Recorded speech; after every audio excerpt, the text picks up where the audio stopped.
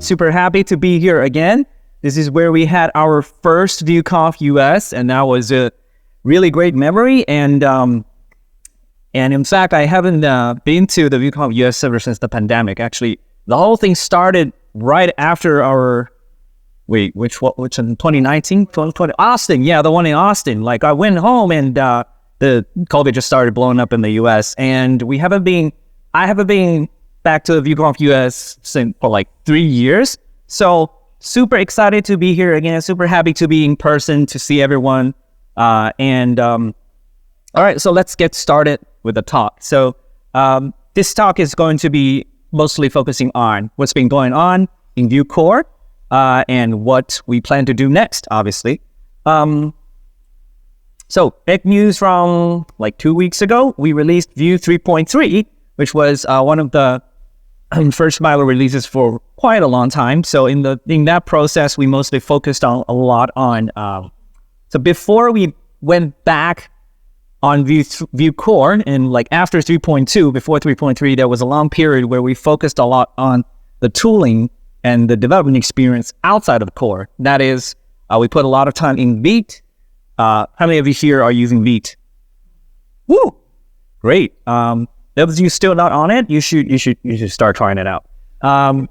And we spend a lot of time on improving the IDE experience with Volar.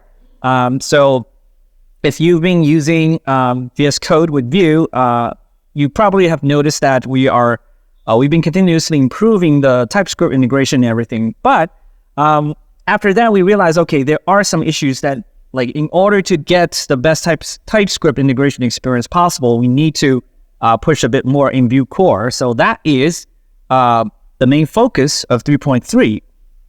That is the development experience when you're using script setup and TypeScript.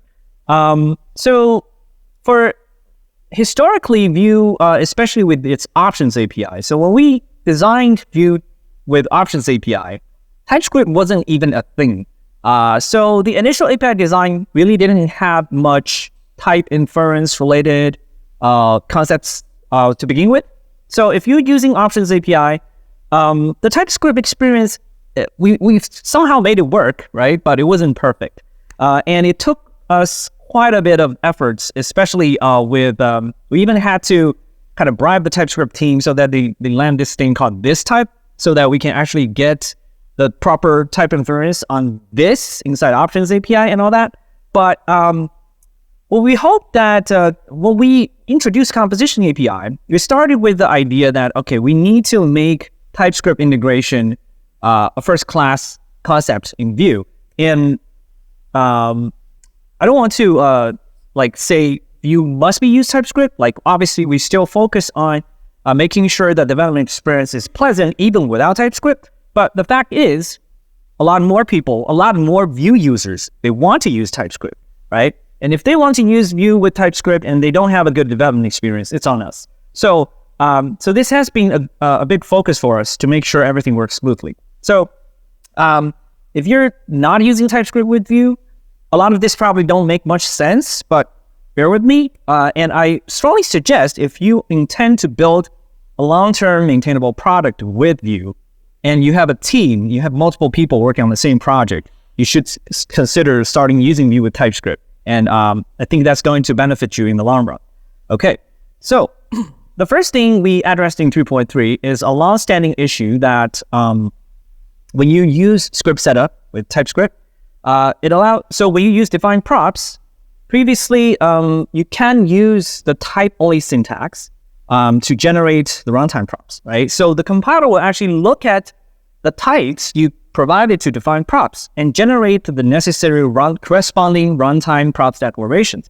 So previously, the limitation was that you cannot just import an external type and then shove it into define props. Well, that's now supporting in 3.3, and you also added support for a bunch of complex type like intersections and map types and all that. So in general, you should have a much easier time using this type-only props declaration in script setup. And then with script setup, you can now also use generics. So if you use TypeScript, the generics feature in the TypeScript allows you to essentially declare a type that's like a placeholder. You're going to say, I don't know what this type is ahead of time, but there are some related constraints between, say, these two props.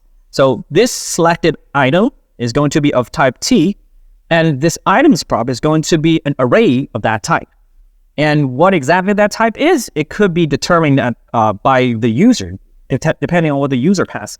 So if the user passes in selected as a Boolean, then items must also satisfy the type constraint. So it must be an array of Booleans. So if, say, the user passes in a string here and then passes an array of Booleans, it's going to be a type error, right?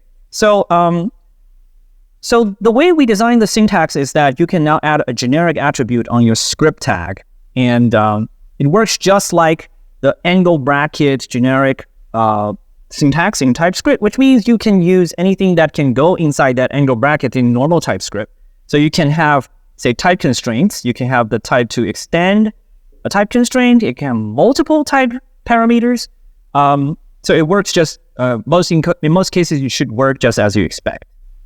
Okay. And then we also improve the ergonomics of defineEmits. So previously, when you use defineEmits with type-only syntax, it's a bit awkward because we want the type to match exactly the return type of this emit function, right? The type of this is a function that can accept, the first argument is the event name that can be different, and then you can have arbitrary additional argument list. So this is in fact an object with a call signature, right? It's not something you would write very often, and it's I hear a lot of people when they say when I use the defineEmits type syntax, I have to look it up in the documentation every time. But so we simplified it a bit so that you can use this syntax instead. So you can now give it an object type, and the key is the name of the event, and the value can be an array or tuple type of the arguments that it accepts. So if it doesn't accept any arguments, just give it an empty array. And here you notice this ID column. This is in fact called the labeled tuple syntax in TypeScript. So you can actually essentially name each element in the tuple type, so that when you hover over it, you can actually know, like, the first argument is the ID, the second argument is something else. Okay. So if you're using Vue 2.7, this is also supportive of your Vue macros. Quite a few features that we adopted in 3.3 actually first went live in Vue macros, which was originally a community project, but the author, Kevin, is now a core team member, and he's been doing a lot of contributions in 3.3 as well. We also now support Typeslots with defineSlots. So this is a new macro in script setup. Again, you can define the slots using an object syntax, and so if you worked with Vue slots at the programmatic level, like at the render function level, slots are internally represented as functions. So a slot, passing down a slot from a parent to child is like passing down a function. So here's the types of slots are represented as functions, and the first argument is the props this slot expects to receive. So once you declare these, Volar will give you type hints. When you use, say, consume this component from the parent, you pass a slot down, and the slot receives props. Those props will be properly typed using information you provided here. So technically, we can also check the presence of slots. Say, here we made both slots optional. You can remove the question mark and make it a required slot. So this check is currently not yet implemented, but it's something on the roadmap. We'll eventually have it in Volar. And similarly, this macro, you can get it supported in 2.7, your Vue macros. And then there are some experimental features. So reactive props Destructure. This one is originally part of the reactivity transform proposal, which unfortunately we decided to drop in the end. But we wanted to split this part out of that proposal because it has a smaller scale of impact, so the trade-offs becomes a little bit different, which makes this likely more reasonable to land as an actual feature. So one of the pain points with define props previously is when you want to declare default values with the type syntax, you have to use this awkward with defaults define props. This is one of the things we have been always been looking for a way to improve. And props Destructure allows you to do this using the native JavaScript default syntax when you're doing destructuring. Now, the problem with destructuring is that by default, when you destructure something, it disconnects the reactivity, right? If you've been working with Vue long enough, you know that if you have a reactive object and you destructure a property out of it, that property stays the same. It is no longer connected to the original object.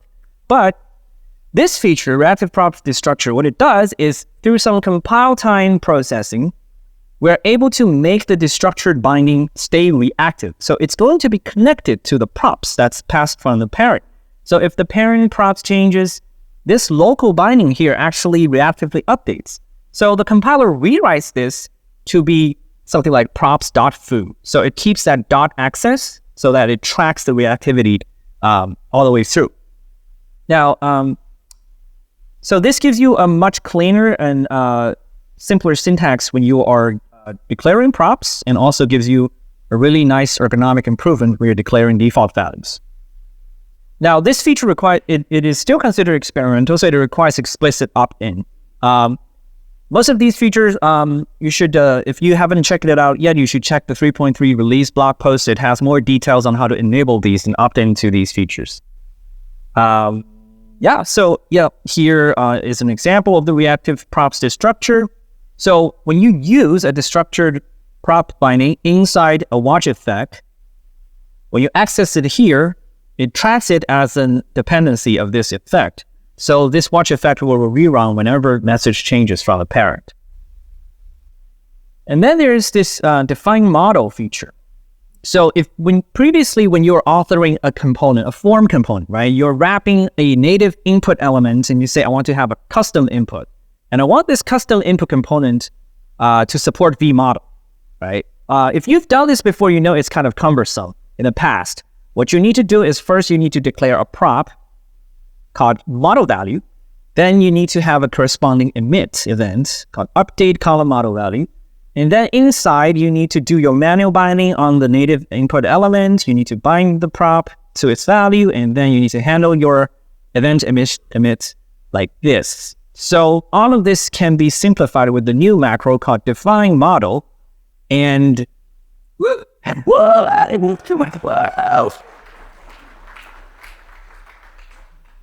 you just define a model and it becomes a ref. And this ref, you just read its value, you can update its value. And the better part is when you try to connect it to a native input, you just use the native VModel, and that's it. This is a great quality improvement if you're doing a lot of these wrapping custom input elements. Okay, so another thing is define options. So previously, when you're using script setup, but you still want to define some custom options like inherit attributes, or you're using an external library, and the library is like, you need to pass me this custom option. The only way to do that previously is to use a separate script tag, and now you can just use define options in the same script setup block. So you don't need two separate script blocks. Whoop, whoop. Cool. All right, so then there's a getter support for your toRef and toValue. So this one takes a bit of explaining. So originally the problem is that when you're using composition API, we're starting to use more and more of the composables pattern, right? How many of you here have used Vue use? A lot of people, right? So a lot of the functions inside Vue use, or the custom composables you write, typically would expect you to pass in some reactive state, right? And for convenience, oftentimes the type of the accepted argument is something called maybe ref. So it can be a value, or it can be a ref wrapping that value, right? And it, like a very common case is like you have props, right? You want to pass a prop into a composable, but the prop itself is not a ref. So you need to turn it into a ref to pass it in order to retain the reactivity. And it's been kind of painful in the past, right? we come up with all kind of workarounds, like you use toRef to pluck something off the props. You can use a computed to create a ref, or you can, okay, right? So these are two different ways of doing it, but they have the drawbacks. The first one, when you have a deeply nested property on a prop and you use toRef, it does not handle the presence of foo. So if foo does not exist originally, like it's undefined in the beginning, this one will just fail. So you use computed, but computed in fact has some hidden costs because each computed property actually has to track its dependencies. So usually we recommend using computed. The original intention of computed property is for you to be able to cache somewhat expensive operations. But just accessing some properties really isn't expensive, and it actually end up costing more memory than necessary, right? So wouldn't it be nice if you can just pass a getter like this? It's efficient, it's succinct, you type less, you don't need to import computed. So in order to support this, inside your composable, we provide a new helper called toValue. So this is essentially a slightly different version of onRef. The difference between this and onRef is that if the value passed in is a function or a getter function, it will actually just invoke it to get the returned value. So why don't we just make onRef support invoking getters? Because it's possible for you to pass in a function to onRef and expect to return that function untouched, right? So we cannot ship this as a breaking change, so we need to introduce a new function here, a toValue, to do exactly that. And the opposite of toValue is toRef, which now also supports taking in a getter or a value or a ref. And so the common pattern here is inside your composable, the foo type is maybe ref or getter number. So it can be a number or a getter that returns a number or a ref that wraps a number. toValue will just normalize it to always become a number, regardless what it is. So you don't need to like do a lot of conditional checks. You just always toValue and it just gives you the value back. And so this simplifies the usage. And toRef and toValue are just the two opposite directions of normalization. So whatever you give in, a value or ref or getter, use toRef to normalize it into a ref, use toValue to normalize it into a value. So we hope this pattern can be adopted in community composable library so that it becomes a common practice. And one small thing about JSX. So if you don't use JSX, this probably does not concern you at all. If you do, we support this thing called JSX Import Source in 3.3. And one of the reasons we want to do that is because currently, in order to make Vue.js work, we register the types for it globally by default. And this ends up causing conflict if you use Vue and React in the same project. I don't know why you would do that, but some people do. And it's been kind of we don't have a good reason to say, okay, this is not something you can do because of the types confliction. So we want to fix that. And the way to do that is to be able to allow you to explicitly specify which library you want to use the JSX type from.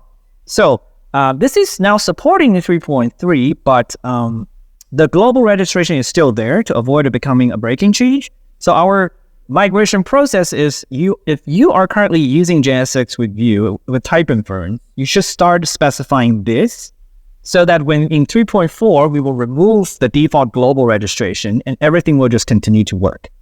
Okay. So this is just a small reminder. Okay. So that's enough for 3.3. I intentionally went a bit faster so we can give more focus on what's coming next. So VitePress, we just entered 1.0 beta and we intend to make it 1.0 soon. How many of you know what VitePress is? Used it? More of you should try it if you have a project. So in case you don't know, VitePress is a static site generator. How many of you have heard of VuePress?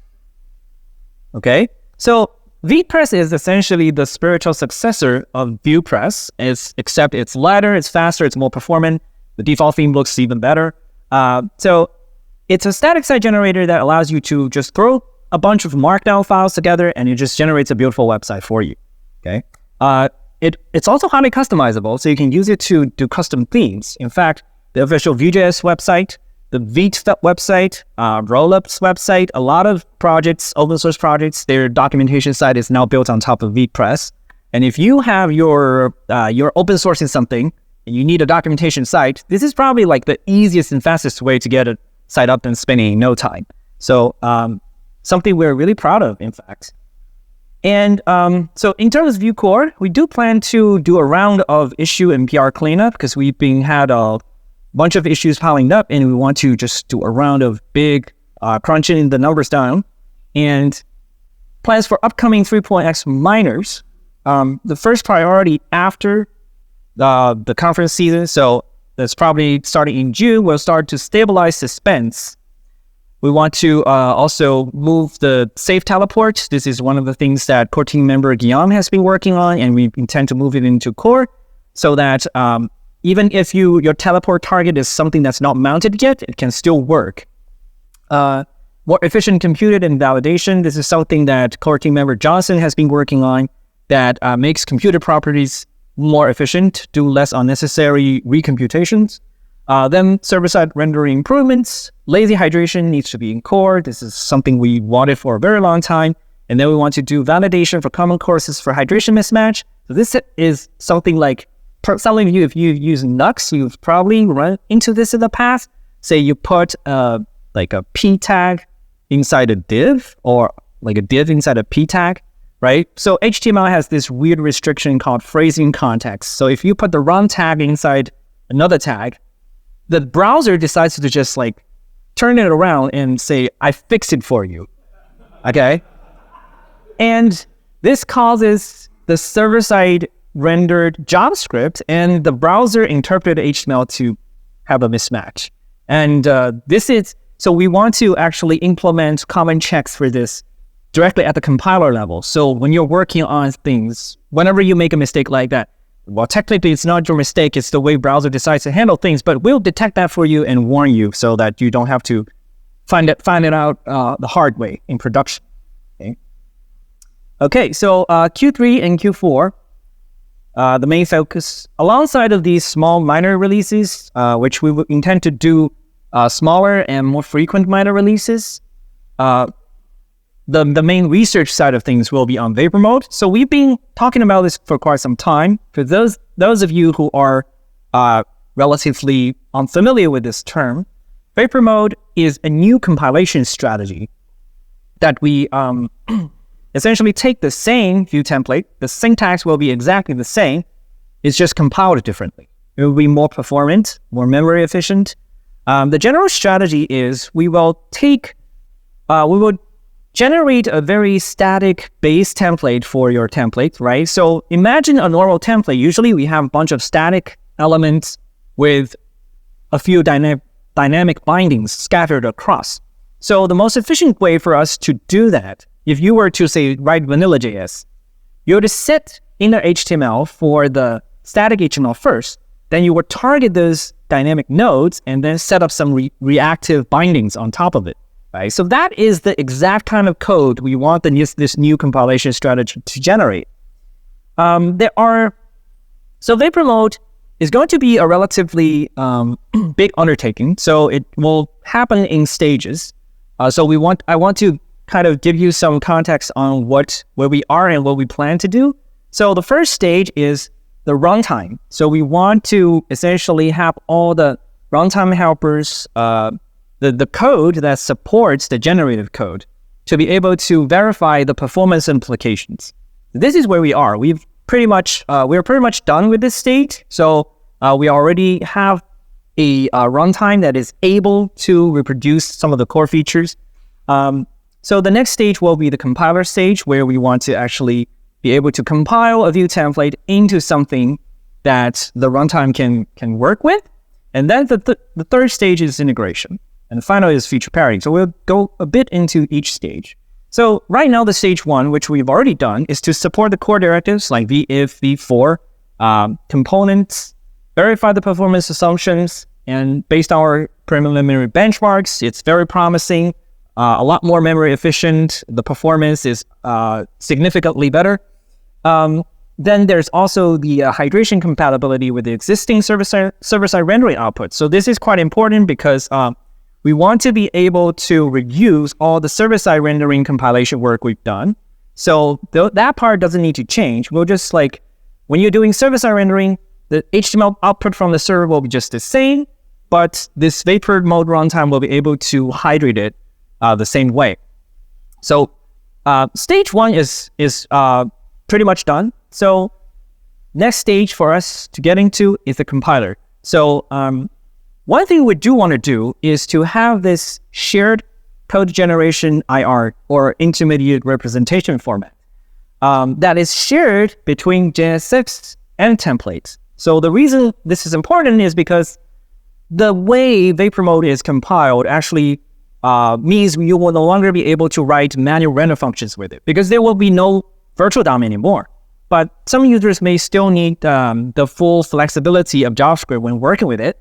So it is actually possible to compile JSX into Vapor mode code as well. So our goal is to have, first of all, we will have the JSX AST and template AST. Both of these are already there.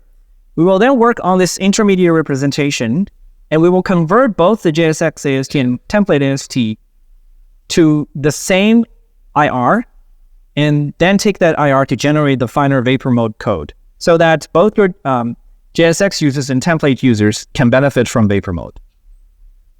And stage 2 will be integration, right? So the question is, like a lot of people when they hear about Vapor mode is, how can I use it? Do I have to rewrite my app? The answer is obviously no. Our goal is for Vapor app to be usable, embeddable in your existing apps without you having to change your existing app in any way. You can opt in at the component level. So you can start adopting Vapor mode in a part subset of your app, or only the performance critical part of your apps. And obviously you can also, if you're starting a brand new project, you can opt in to run the whole app in Vapor mode, which allows you to just drop virtual DOM runtime. So your app base bundle will be much smaller, lighter. And then the final stage will be able to reverse run VDOM components inside Vapor, so that you can have, let's say, a full Vapor app, but say I still want to use something like Vuetify, which requires a virtual DOM runtime. We still want to support that as well. So the integration stage is the part that we expect also to have to spend some time on, because it's important to be able to make people adopt this new feature seamlessly. And the final stage will be feature parity. So the initial offering of Vapor mode will be limited to the very core necessary features. And some of the more sort of auxiliary features like transition, keep alive, and teleport, suspense will be implemented in stage 4 after we have sorted out all the previous goals. So that is the plan for Vapor mode. And finally, I want to mention some of the future standards that we are keeping an eye on for the Vue, from the core perspective. Some new developments on the platform side that could benefit Vue's implementation. The first is native scope CSS. This is currently a W3C working draft on part of the CSS cascading inheritance standards level 6. Has been going on for a while. We're still not sure when it's going to land as stable, but once landed, the benefit is that it can potentially greatly simplify scope CSS in Vue single file components. So for those of you who don't know, the way Vue single file components scope CSS work right now is that we have to do a lot of work to simulate scope CSS for you, right? When you add that single scoped attribute, all you need to do is add the scoped attribute. But what Vue has to do under the hood is we have to attach scoped attributes to every element of that component. And we also need to generate all the correct IDs during server-side rendering.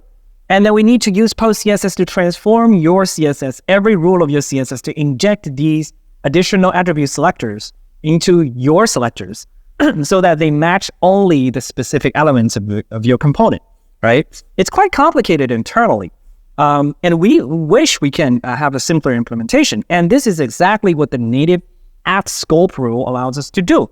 So with this new feature landed, we only need to add this like scope attribute at the root of each component. We no longer need to attach it to every single element. So this will, first of all, be more performant. And second, it will greatly reduce the payload size of your HTML, server-side rendering HTML size. Right? And in terms of CSS, we no longer need to transform every single rule in your component. We just wrap the whole, all your CSS inside this add scope block. And what the syntax does is add scope from the beginning selector to the end selector. It means any element that is within the scope of this selector, but before matching this selector, anything between these two selectors will be matched. So then all the rules here will apply, right? So this is pretty much semantically matches exactly what we want in terms of component scope CSS. And the platform will just give us a way to describe that natively, which is awesome. And it will simplify our implementation by a lot and improves performance. So very much looking forward to that, for us to be able to migrate over to that as the internal implementation. Another interesting thing that we've been keeping an eye on is a stage 2 ECMAScript proposal called async context. So the potential benefits of this is, say, when you're using a component with async setup and you have a wait inside of it, right? If you use Composition API, you know that inside setup, you need to be aware of the current instance context. So when you use like Vue core features like computed, watch, and everything, you have probably run into some errors like, oh, you called this API without a current active instance. That happens by default when you say do some async operations and then you call something again. Because it's async, it actually loses the current component context. But async context is a new language feature that will allow us to just keep the same context across an asynchronous call stack. Not just inside a single async call, but even like when you call out to an external or a set timeout or something like that, it's going to be able to track the same context across that the whole call stack. So this is going to be super useful for us. Right now, inside script setup, we actually do a lot. Again, we do a lot of compiler magic to restore the context for you. So with this, we'll be able to do it natively without the hacks. We can also use this to improve async actions tracing in DevTools. So when you have a bunch of async operations, we can know exactly when it has completed, know exactly when it has mutated your state. So it will give you more precise tracing in DevTools as well. And then this final thing is a new early stage proposal called DOM parts. So this is super early stage, but it has basically being a proposal that Google has been working on that would potentially benefit a lot of not just Vue, but also say other frameworks like Solid, Lit HTML, Angular. So Angular is also interested in something like this. So the general idea is that it's a new something called processing instructions, right? It's like a special syntax in HTML that serves as a placeholder. So when you instantiate this fragment of HTML as a document fragment, you can use an API called getParts, which will immediately give you all the references to these placeholders without you having to manually traverse the DOM tree to get them.